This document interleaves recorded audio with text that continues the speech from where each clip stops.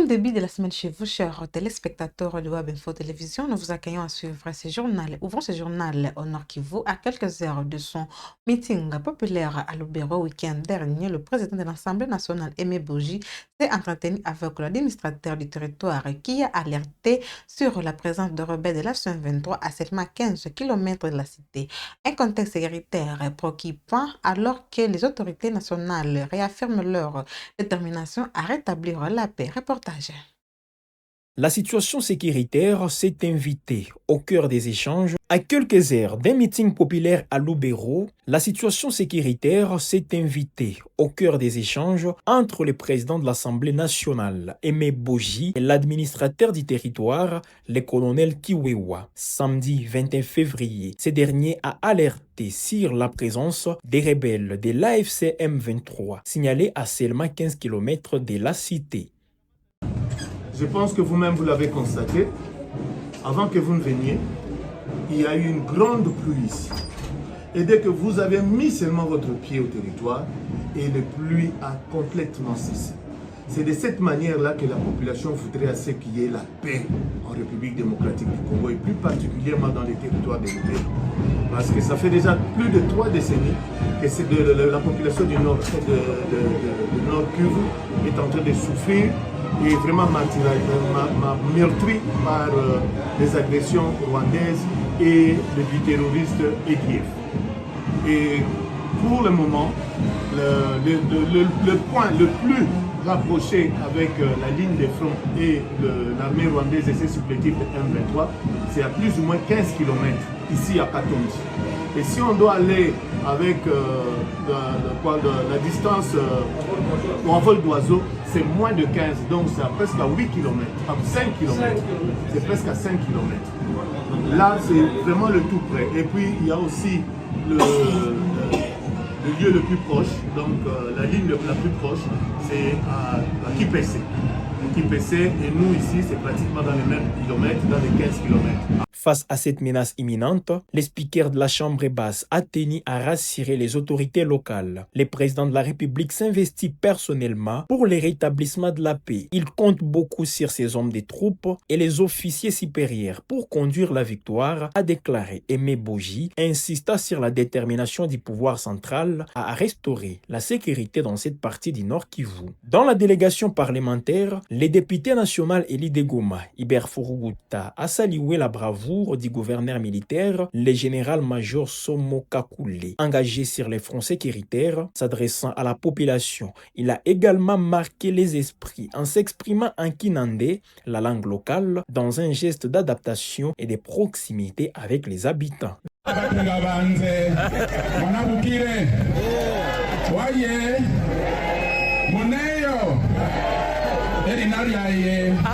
Honorable Tondo Iber Furuguta Kambere. Mimi nachaguliwa Goma na mimi nabashukuru sana. Nitaka malizia hivi.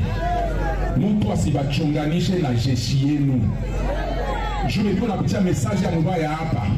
Ni wale wenye walikuwa wakubwa wa nchi, basha kwa leo kurebelio ndio natuchinja. Hatutabasikia hapo, tutasikia bakwetu.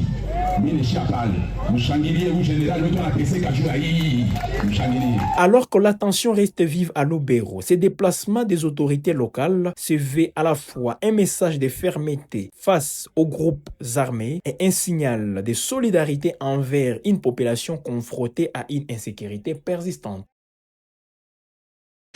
À la cathédrale de Butembo, le président de l'Assemblée nationale, Aimé Boji, a livré une déclaration qui fait déjà grand bruit.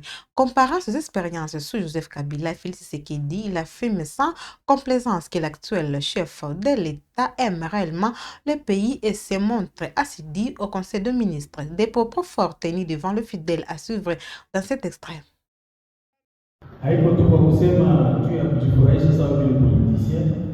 Lakini naweza kuhakikisha kama president wetu wa leo anapenda Mungu sana. Mbele nikuwe president wa asante nifanye miaka hii na kuzidi sawa ministri wa budget. Nilisema hapa neno la kwanza na mimi nafurahi sana, nilikuwa nishasahau kama nilisaidiaka na malipo ya universite mbili, n'est-ce pas? Ile ilikuwa ya Uganda ya Adventiste na University Gravena. Pamoja na kuhimiza alikuwa ministro wa issue. President wetu nilikuwa nasema anapenda nchi sana. Wakati nilikuwa gouvernement, kila siku ya tano tulifanya conseil de ministre chaque vendredi. Nilifanyaka miezi 6.5 sawa ministre du commerce exterieur. Gouvernement ya President Kabila tulifanya conseil de ministre 2 tu miezi 6. Ijapokuwa tulipaswa kufanya 24. Ni kusema president wetu wa leo anashughulikia na anafuatilia dosie moja kwa moja, lakini dosie ya Kabambi yenye alisema anapaswa kumaliza ni ya vita mpaka atuletee amani, kwa sababu ulisema gouverneur civil, gouverneur general, ulisema anapanga waaskari wake vizuri na wametusaidia. Lakini president John commandant supreme civil de mon general ndio chef wa askari zote, mipango yote natokea yulu na general wetu sawa vile soda mzuri anatimiza yote. Na mimi naanza tuweza kupigia mikono kidogo, kwa sababu nishatembea basi mimi katika nchi yetu na nilimwangalia mwisi na wazi kwa shujaa na nafasi yake, atuunge mikono, atusaidie na asaidie Mungu kumaliza hii shida yetu. Niliangalia bila natumika bila napanga wa askari wake walisindikiza nafasi yote, na mimi narudi avec beaucoup d'assurance, monsieur le gouverneur, que vous allez continuer à prendre debout des loyaux services ici chez nous dans le Grand Nord, na natumaini kama wakati tutarudi hapa, sababu narudi tena siwasha kuzala, mimi nakuwa mtoto wenu sivile, nitakuwa narudi mara nyingi, na najua kama kuna siku narudi hapa na tutaingia mwi barabara na tunatembea mpaka Goma kwa neema ya Mungu. Niko na hiyo imani na najua kama itatendeka tu kwa la grâce de Dieu. Mbele nimalize, si mnanipatia kado hivi, mlinikaribisha na kado na mimi nawapatia kado kidogo. À la clôture du comité permanent de la conférence épiscopale nationale du Congo, la voix de l'Église catholique se fait grave. Son président Fulgence Muteba, archevêque de Lubumbashi, a exprimé sa vive inquiétude face à la dégradation sécuritaire dans l'est de la RDC. Il a dénoncé la poursuite de groupements entre le FARDC et leurs alliés contre l'AFC-M23 qu'il accuse d'être soutenu par le Rwanda. Ses propos sont ici. Je m'en voudrais de ne pas vous remercier une fois de plus, de votre disponibilité et de votre présence à cette session statutaire. En effet, malgré nos responsabilités pastorales qui nous attendent, vous avez donné de votre temps avec beaucoup d'assiduité. Comme à l'accoutumée, nos échanges se sont ouverts par l'analyse de la situation socio-pastorale en République démocratique du Congo, une situation marquée par l'insécurité récurrente dans certaines provinces de l'Est de la RD Congo, notamment dans les zones où s'affrontent les forces armées congolaises et leurs alliés avec l'AFC M23 appuyé par le Rwanda, tout comme à l'ouest par le phénomène Mobondo. Ce comité permanent était essentiellement pastoral. Nous avons reçu de nos 12 commissions épiscopales des rapports annuels, des informations et des dossiers pastoraux auxquels nous avons consacré du temps d'examen.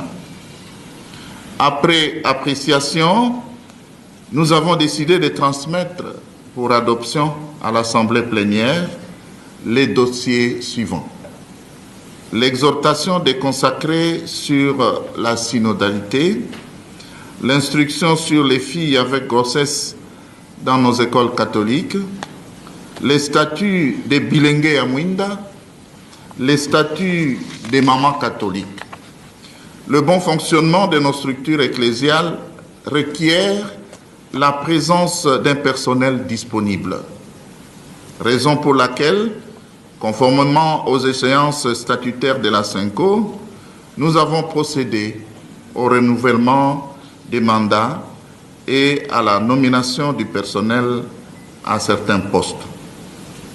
Il a ainsi plu au comité permanent de renouveler le mandat du secrétaire exécutif de la commission épiscopale Justice et Paix. Éminence, Excellences, frères et sœurs, il ne reste plus qu'à vous renouveler ma profonde gratitude pour votre disponibilité, preuve de votre attachement spontané à l'Église Famille de Dieu qui est en RD Congo. Nous ne pouvons que remercier le Seigneur de nous avoir conduits et éclairés par son esprit pendant ces assises. Au moins 17 015 personnes ont été tuées à Goma, Bukavu et dans les environs depuis l'occupation de cette zone par l'AFC M23. Ces chiffres ont été révélés lors de l'atelier d'évaluation du rapport sur les droits humains organisé par le ministre Samuel Bemba. La cérémonie présidée à Kinshasa par la première ministre Judith Suminwa intervient à un moment jugé décisif pour la RDC. Suivez. Permettez-moi de féliciter et remercier son Excellence, Monsieur le Président de la République, Félix Antoine Tshisekedi Tshilombo, chef de l'État, au nom des nombreuses victimes de l'agression rwandaise de notre pays depuis 30 ans. Permettez-moi aussi de remercier son Excellence, Madame la Première ministre, chef du gouvernement, pour la ténacité, l'efficacité, mais aussi l'humilité avec lesquelles elle exécute la vision du président de la République. À l'heure où nous parlons ici, les éléments de force de défense du Rwanda, soit l'armée rwandaise, occupent et pillent les minerais de 3T. Il ressort de l'analyse précède que l'occupation des villes de Goma, Bukavu et environ a été marquée par la perpétration de violations graves et massives de droits humains et du droit international humanitaire par les RDF, AFC, M23. En effet, les cas emblématiques documentés dans ces rapports pour Goma, Bukavu et environ renseignent au moins 17 015 cas d'atteinte à la vie et à l'intégrité physique qui ont été documentés à raison de 15 769 cas d'atteinte à la vie, 829 cas d'enlèvement, 417 cas de torture et autres traitements inhumains. Ces violences ont aussi occasionné des déplacements forcés des populations civiles, soit 7 400 déplacés internes et externes, et viser aussi les propriétés privées des populations civiles. Par ailleurs, il y a lieu de noter qu'une femme est violée chaque 4 minutes et de nombreux enfants sont enrôlés des forces dans l'armée.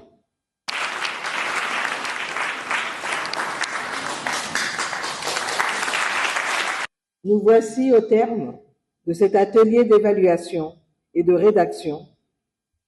Durant ces assises, vous vous êtes penchés sur une réalité douloureuse.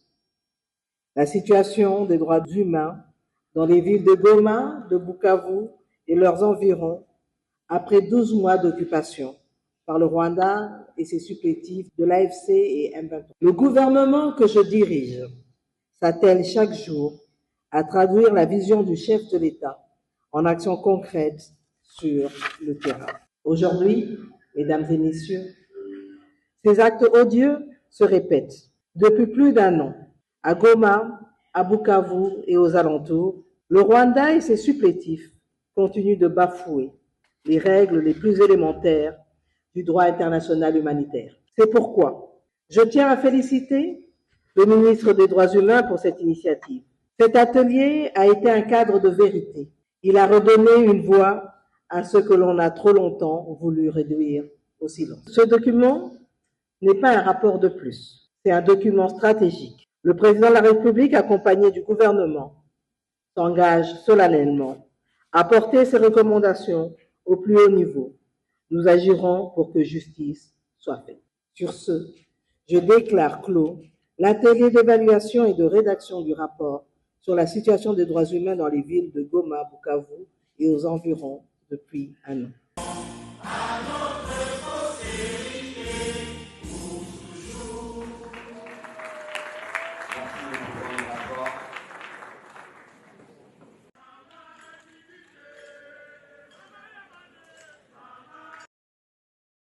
À Bukavu, la FC23 affirme passer des paroles aux actes. Samedi 21 février, le gouverneur Patrick Bousobouangwe a mené une série d'actions axées sur la protection de l'environnement et la restauration de l'ordre urbain.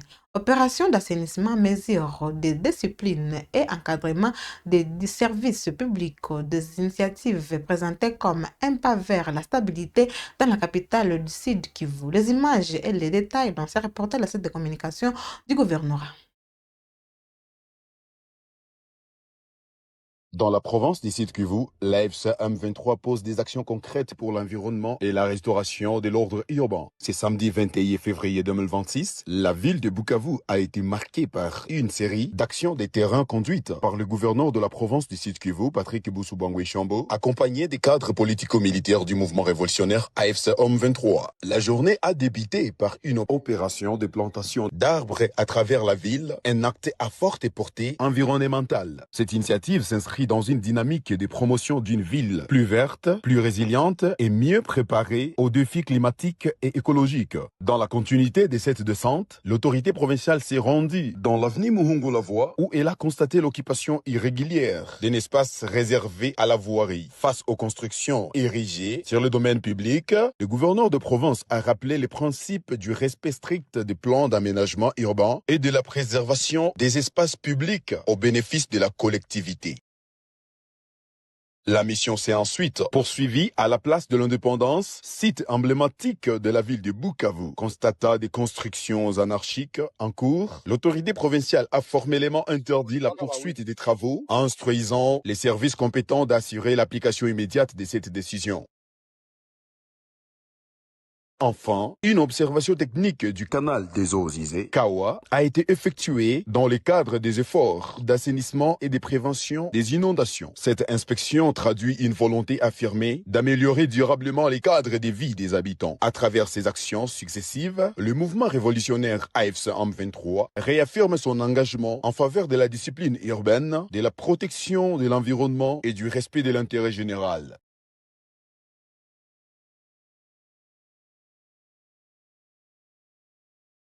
À Ituri, les forces armées de la République démocratique du Congo intensifient la pression contre la coalition CRP de Thomas Lubanga du 5 juillet 2025 au 20 février 2026. Les opérations militaires ont permis la récupération de plus de 500 armes et munitions, l'arrestation de 49 miliciens et l'enregistrement de 100 réductions. Une série de coups défilés qui témoignent d'une montée en puissance et des offensives sur le terrain. Reportage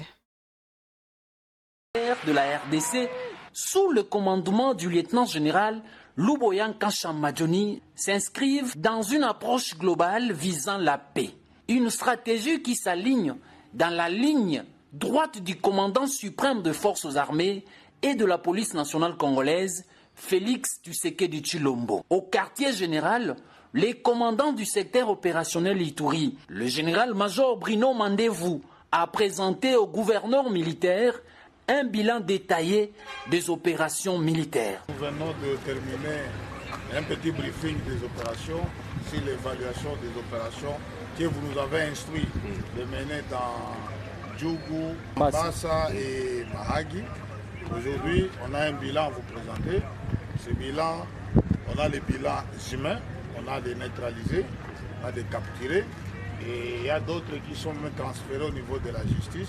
Ce bilan matériel est impressionnant. Plus de 500 armes récupérées, donc 2 armes AK-47, de PKM, de lance-roquettes, de bombes artisanales, des caisses complètes de munitions ainsi que des équipements logistiques et des dispositifs de surveillance. Un véritable coup dur dans le rang de CRP et de ZADF MTM. Entouré des commandants de grandes unités, le lieutenant-général Luboyanka Chamadjoni n'a pas caché sa satisfaction face aux résultats obtenus dans le théâtre des opérations.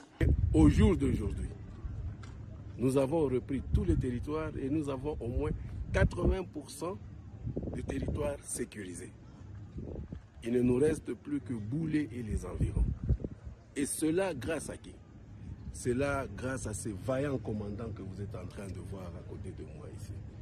À qui vraiment j'adresse mes très sincères félicitations. Non seulement à mon niveau, parce que ces félicitations sont venues du commandant suprême, qui est informé qu'en ce moment, je suis avec ces commandants pour une évaluation. Ces félicitations sont venues aussi du chef d'état-major général, qui m'a aussi transmis, n'est-ce pas, les félicitations à adresser à cette grande équipe. Donc je suis l'homme le plus fier d'avoir une équipe, un commandement comme celui-ci, un état-major comme celui-ci, qui a prouvé que les FARDC existent et les FARDC peuvent répondre valablement à leur mission. Le général Luboya, réputé ferme et déterminé, a également lancé un appel fort à la population. Une victoire durable ne peut se construire sans la collaboration. Je la félicite aussi, cette population, et je lui demande de rester avec nous. L'ennemi, ce n'est pas les FARDC. L'ennemi, c'est le CRP. Et nous sommes en train de l'anéantir. Il ne reste plus que Thomas et ce nombre. Des avancées visibles sur le terrain. Au-delà du matériel saisi, les forces loyalistes ont neutralisé et capturé plusieurs miliciens. De reddition volontaire des éléments de la CRP et de ZADF MTM. La reprise et le contrôle de plusieurs localités stratégiques.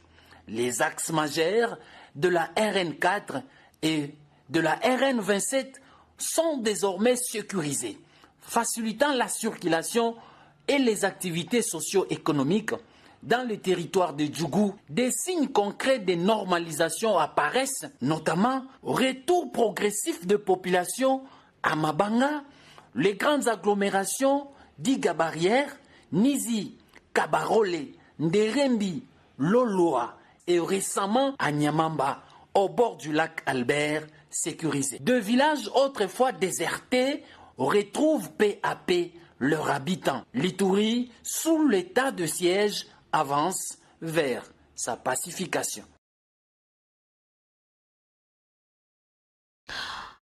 Direction le Congo central. Pour terminer, le gouverneur Grace Bilolo a effectué le week-end dernier une tournée d'inspection de plusieurs chantiers à Matadi. Au cœur de cette visite, la construction de nouveaux bâtiments de l'Assemblée provinciale et la réhabilitation de plusieurs artères stratégiques pour désengorger la circulation dans la ville portuaire régulièrement paralysée par les embouteillages de gros porteurs. Reportage. La modernisation des infrastructures se poursuit à un rythme soutenu dans la province du Congo central. Pour s'en rendre compte, les gouverneurs Grace Nkwanga Maswangi Bilolo, accompagnés du vice-gouverneur Prosper Ntelantambidila et du maire de Matadi, Dominique Nkodiambete, a effectué une descente sur plusieurs chantiers en cours dans la ville portuaire de Matadi. Les bâtiments de l'Assemblée provinciale, Maison du Peuple, a constitué la première étape de cette tournée d'inspection. Sur place, les constats ont été jugés satisfaisants par l'autorité provinciale. Contrairement aux rumeurs persistantes, les travaux de construction de cet édifice moderne de 3 niveaux progressent normalement grâce à l'expertise de l'entreprise Savoir Construire Color Sarel. 90% des travaux sont déjà exécutés. Le coût global du chantier inclut également les équipements, dont 7 conteneurs sont déjà acheminés à Matadi. On a débuté les travaux au mois de février et jour pour jour, on vient de totaliser une année. Or, la durée des travaux, c'est pour 18 mois. Donc, une année, 6 mois. Et je peux vous rassurer, présentement, nous sommes déjà à 90% pour les gros œuvres. Et on n'a pas voulu attendre qu'on termine les gros œuvres. Le bâtiment, c'est un bâtiment R+2, donc 3 niveaux. Au rez-de-chaussée, nous avons les parkings. Et puis, nous avons les bureaux, dans la partie administrative. Nous avons les escaliers et puis nous avons la cage d'ascenseur. Il va sans dire que cette infrastructure s'inscrit dans la vision du chef de l'État, Félix Antoine Tshisekedi Tshilombo, axé sur les renforcements des institutions et de la bonne gouvernance. Cap ensuite sur l'avenue Bungena. Sa réhabilitation par l'entreprise SIC facilitera l'accès sécurisé vers la nouvelle assemblée provinciale et contribuera au désenclavement du quartier Nkalankala. Sur le terrain, les engins s'activent. Les riverains rencontrés sur place ont salué l'évolution des travaux et félicitent le gouverneur Grace Bilolo. Nazar, depuis 1980, on a contracté qu'un jour, Torozara Makadam, Lelo Excellence, ça veut dire Makadam Longonia. Oh, Nyo Sazolandela, oh, Nyo Sarochele Kalelo, comme moi, Simba, Te. La ronde se poursuivit sur la route dite La Tortue, reliant Kinkanda à Kalankala Énergie. Les travaux sont exécutés par l'Office des voiries urbaines OVD. La réhabilitation de cette artère stratégique vise à fluidifier la circulation et à dynamiser les activités économiques locales. Les usagers expriment leur satisfaction face à l'avancement des travaux. Nazala sengo makasi ndenge papa na biso Bilolo asali musala ba o tuba lekala ki amwe basala ezate me bato azobulisa ye batika eko azamo konja mwana muke asala pe bapesa ye chance asala to sepeli endele komi kitoko papa bana sengo on to bimi koto yamba yeti to betele maboko on est très content.